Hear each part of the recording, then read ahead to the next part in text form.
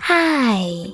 In front of me is Samsung Galaxy Xcover6 Pro, and today I would like to show you how you can manage adaptive brightness on this device.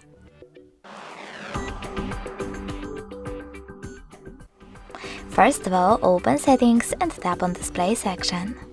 Then click on this switcher next to Adaptive Brightness, and as you can see after that, Auto Brightness is on, but you can always turn it off by tapping on the same No Blue switcher.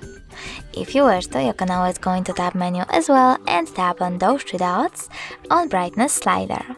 Then click on this switcher next to Adaptive Brightness and save your changes by choosing Done. Thanks so much for watching. If you enjoyed this video, leave a like, comment and subscribe. Bye!